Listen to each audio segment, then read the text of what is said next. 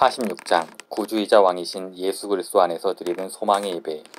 누가 우리를 그리스도의 사랑에서 끊으리요. 환난이나 곤고나 박해나 기근이나 적신이나 위험이나 칼이라. 기록된 바 우리가 종일 주를 위하여 죽임을 당하게 되며 도살당할 양같이 여김을 받았나이다 함과 같으니라. 그러나 이 모든 일에 우리를 사랑하시는 이로 말미암아 우리가 넉넉히 이기느니라.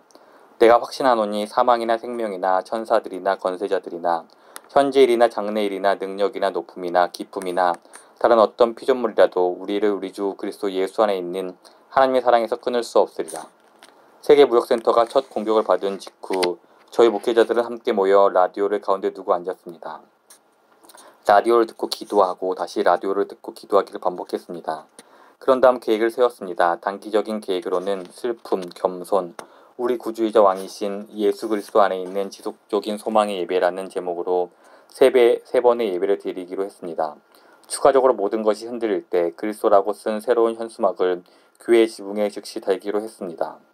화요일 저녁 예배에서는 슬픔에 초점을 맞추었습니다. 수요일 저녁에는 겸손에 초점을 두었습니다. 오늘 아침은 우리 구원자이자 왕이신 예수 그리스도 안에 있는 지속적인 소망에 초점을 맞추려고 합니다.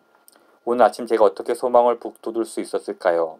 정치적으로 미국은 지속될 것이고 위대한 초당적 연합으로 결속할 거라고 위로하면서 민주주의 시스템은 강력하고 확고부동하다는 것을 증명해야 할까요? 군사적으로 미국 군사력은 타의 추종을 불허하기에 이 나라에 대항하는 어떤 세력도 저지할 수 있다고 하면서 위로해야 할까요? 경제적으로 월요일 주식시장이 열리면 곧 안정이 되고 장기 성장세에서 크게 벗어나지 않아 투자금을 잃지 않을 거라고 하면서 위로할까요? 지리적으로 지금 우리가 있는 지역은 적들이 정치적, 군사적, 경제적으로 주요 목표로 삼을 만한 장소가 아니라고 하면 위로가 될까요? 심리적으로 재난 후 자기 관리와 자기 치료라는 제목의 웹페이지를 소개하면서 강한 대처 기술을 가진 사람들은 어떤 상황에서도 자신이 유능하다는 시각을 유지하고 과거에 내린 결정을 후회하지 않는다라는 내용의 글을 소개하면 좋을까요? 종말론적으로 마을 근처로 폭탄이 비처럼 쏟아져도 우리는 이미 이 세상에 없을 거라고 안심시킬까요? 저에게는 이 6가지 질문에 대한 답이 너무 쉽습니다. 전부 아니다입니다. 저는 누구에게든지 이런 방법으로 소망을 주지는 않을 것입니다. 그렇게 하지 않는 이유는 또한 매우 간단합니다. 그것은 모두 진실이 아니기 때문입니다. 미국의 정치 시스템은 불멸이 아닙니다. 미국 군대가 모든 세력으로부터 우리를 보호할 수 있는 것은 아닙니다. 경제적 미래는 불투명하고 투자한 것에 이를 수도 있습니다. 우리가 있는 지역은 보다 광범위하고 보다 치명적일지도 모를 다음번 테러에서 안전하지 않습니다. 자신이 유능하다고 느끼고 후회를 피하려는 심리적 노력은 우리를 더 치명적인 상황으로 몰고 갈 수 있습니다. 그리고 하나님의 종말론적 심리로 인해 고통으로부터 벗어날 수 있다고 약속하는 종말론 시나리오는 지난 화요일 세계무역센터에 있었던 그리스도인들에게 적용되지 않았고 아마 우리에게도 그럴 것입니다. 이전보다 더 악한 상태로 느껴야 한다. 따라서 저는 그런 방식으로 우리의 소망을 북돋으려고 애씀으로써 복음을 전하는 목사로서의 소명에 모순되는 행동을 하지 않을 것입니다. 대신 지난주 테러를 통해 우리가 이전보다 훨씬 더 공격당하기 쉽다는 느낌을 받는다는 점을 먼저 확실히 하면서 소망을 북돋고자 합니다. 이렇게 하는 데는 2가지 이유가 있습니다. 한 가지는 우리는 스스로 생각하는 것보다 더 취약하기 때문입니다. 다음번 테러는 지난주 전략을 반복하지 않을 것입니다. 현실적으로 가능한 것 2가지만 보았더라도 치명적인 가스를 사용하거나 도시의 상수도를 유독물질로 오염시키는 화학전이 가능합니다. 이렇게 되면 5,000명이나 수십만이 죽는 것으로 끝나지 않습니다. 수백만이 될지도 모릅니다. 따라서 우리는 자신이 생각하는 것보다 훨씬 취약한 상태에 있습니다. 제가 이런 식으로 상황을 심각하게 만드는 2번째 이유는 성경에서 하나님의 백성이 당할 거라고 묘사하는 고통은 지난주 일어난 사건보다 훨씬 더 심각하기 때문입니다. 이러한 재앙은 우리로 하여금 성경 말씀의 진정한 뜻을 찾아 읽게 하고 이 땅의 것들로는 안전하지 않고 우리 구원자이자 왕이신 예수 그리스도 안에 있을 때 더욱 안전할 수 있음을 깨닫게 합니다. 간병 베드로전서 4장 12절에서 19절은 이렇게 전합니다. 사랑하는 자들아 너희를 연단하려고 오는 불시험을 이상한 일 당하는 것 같이 이상히 여기지 말고 오히려 너희가 그리스도의 고난에 참여하는 것을 즐거워하라. 이는 그의 영광을 나타내실 때 너희로 즐거워하고 기뻐하게 하랍니다. 너희가 그리스도의 이름으로 치욕을 당하면 복 있는 자로다. 영광의 영 곧 하나님의 영이 너희 위에 계심이라. 너희 중에 누구든지 살인이나 도둑질이나 악행이나 남의 일을 간섭하는 자로 고난을 받지 말려니와 만일 그리스도인으로 고난을 받으려면 부끄러워하지 말고 도리어 그 이름으로 하나님께 영광을 돌리라. 하나님의 집에서 심판을 시작할 때가 되었나니 만일 우리에게 먼저 하면 하나님의 복음을 순종하지 아니하는 자들의 그 마지막은 어떠하리요. 그러므로 하나님의 뜻대로 고난을 받은 자들은 또한 선을 행하는 가운데 그 영혼을 미쁘신 창조주께 의탁할지어다. 따라서 오늘 아침 제가 소망을 북돋는 방식은 이 땅에서 살아가는 우리가 얼마나 약한 존재인지를 적당히 얼버무리거나 하나님의 심판은 신자와 불신자에게 똑같이 내려진다는 성경적 진리를 외면하게 하려는 것도 아닙니다. 하나님의 심판은 우리가 회개하고 세상의 우상 대신 그리스도를 가장 귀하게 여기는 것에 따라 어느 때는 심판일 수도 있고 어느 때에는 연단일 수 있습니다. 또한 세상적인 안정이라는 부질없는 개념에 근거한 감정도 아니고 고통스럽고 연단하는 징계를 주시는 심판을 피할 수 있다는 그런 것도 아닙니다. 저는 우리가 직면한 이러한 취약성과 심판이라는 현실을 똑바로 보게 하고 진실로 견고하며 성경적인 소망을 보여주고자 합니다. 그렇다면 이 소망은 무엇이고 그것의 기반은 무엇일까요? 제가 생각하는 답을 말씀드리고 어떤 말씀에서 그 근거를 찾았는지 보여드리겠습니다. 그 어떤 것도 고통이나 심지어 죽음까지도 우리를 예수 그리스도 안에 있는 하나님의 사랑에서 끊을 수 없다는 것은 우리 소망입니다. 그리고 이 소망의 두 가지 근거는 예수님의 죽으심과 하나님의 주권입니다.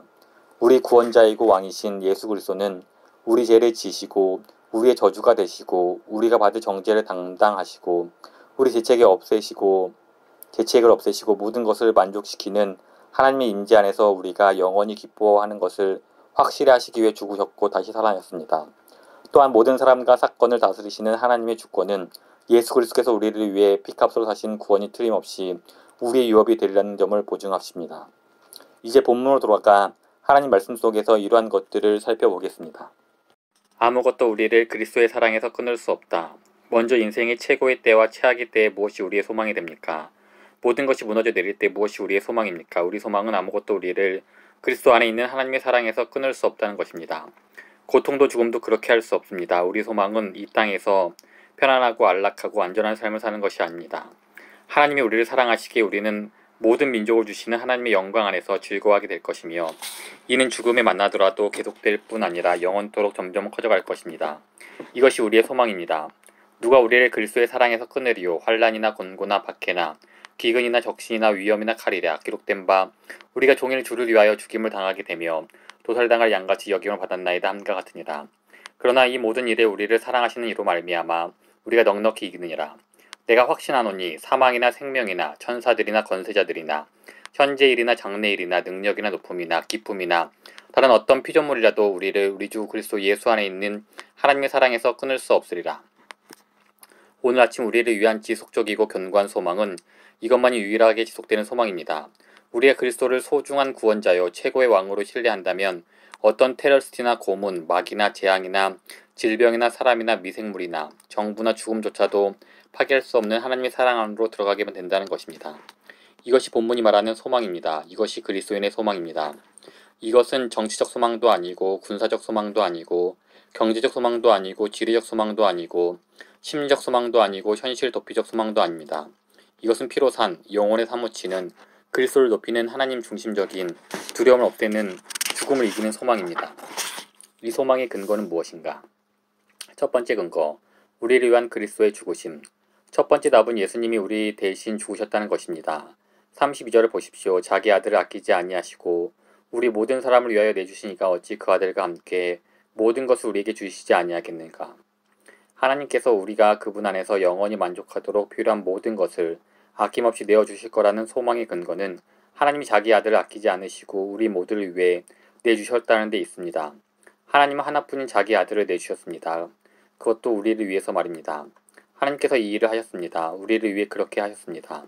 그래서 32절은 하나님의 아들 예수 그리스도의 죽으심이 우리 소망의 근거, 즉 우리가 하나님 안에서 영원한 만족을 누리는 데 필요한 모든 것을 그분이 주실 거라는 소망의 근거라고 말합니다.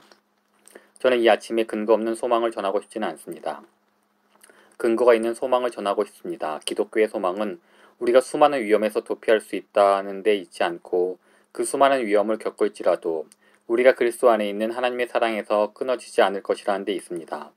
하나님은 우리가 그분의 사랑 안에서 영원히 만족하도록 필요한 모든 것을 주신다고 말할 때 이 말씀은 우리가 모든 고통을 면제받을 것이라는 보증이 아닙니다.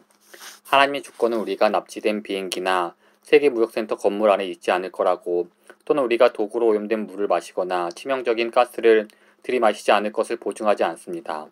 누가 우리를 그리스도의 사랑에서 끊으리요? 환난이나 곤고나 박해나 기근이나 적신이나 위험이나 칼이랴. 이 말씀에는 실제로 모든 종류의 발생 가능한 재앙이 포함되어 있습니다. 그리스도인은 이 모든 것에 취약합니다. 그러므로 우리가 이러한 위험을 피하는 것에만 소망을 둔다면 그 소망의 근거를 찾을 수 없을 것입니다. 두 번째 근거, 우리를 다스리시는 하나님의 주권.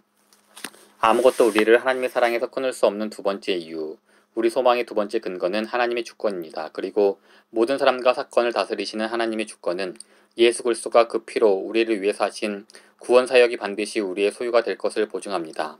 어디에서 이 내용을 찾을 수 있습니까? 36절을 보십시오. 기록된 바 우리가 종일 주를 위하여 죽임을 당하게 되며 도살당할 양같이 여김을 받았나이다 함과 같으니라. 시편 44편 22절 말씀을 인용한 것입니다. 바울은 성경의 건의를 빌어 그리스도인의 소망은 도살을 피하는 것이 아님을 분명히 합니다. 그리스도인의 소망은 납치된 비행기를 피하거나 무너지는 건물에서 탈출하는 것이 아닙니다. 이것은 하나님이 모든 사람과 사건을 다스리지 않아서가 아닙니다. 하나님은 모든 일을 그의 뜻의 결정대로 일하십니다. 제가 왜 이 말씀을 드리는지 아시겠습니까? 시편 44편을 읽어보면 자기 백성들이 도살당할 양으로 여김받을 때 하나님은 무기력하게 옆에서 계신 것이 아님을 알 수 있습니다. 그들을 고통 중에 내주신 분이 바로 하나님이십니다. 시편 44편 10절에서 13절 말씀입니다. 주께서 우리를 대적들에게서 돌아서게 하시니 주께서 우리를 잡아먹힐 양처럼 그들에게 넘겨주시고 여러 민족 중에 우리를 흩으셨나이다.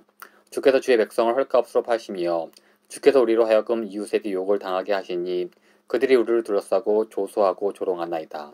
주께서 우리를 승냥이의 처소에 밀어넣으시고 우리를 사망의 그늘로 덮으셨나이다.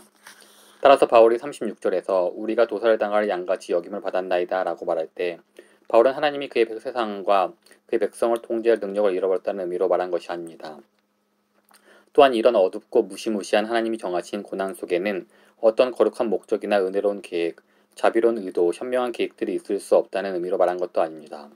바울이 의미한 것은 하나님은 비록 주권적인 다스림 안에서 우리를 재앙에 넘겨주시지만 마찬가지로 그 동일한 주권을 사용하셔서 삶과 죽음, 천사, 건세자, 현재일, 미래일, 능력, 높음, 깊음 모든 피조물로 하여금 우리가 하나님 안에서 영원히 기뻐하도록 역사하게 하신다는 것입니다. 앞으로 어려움이 닥칠 때 하나님이 허락하사 고난받으신 우리 구주이자 주권자이신 왕 예수 그리스도 안에서 우리가 능히 슬픔을 이기고 자신을 낮추며 지속적으로 소망을 품을 수 있기를 소망합니다. 우리 마음이 주님께만 머무르며 그분에 대한 신뢰로 말미암아 완전한 평강에 거하게 해주시길 기도합니다. 너희는 여호와를 영원히 신뢰하라. 주 여호와는 영원한 반석이심이로다.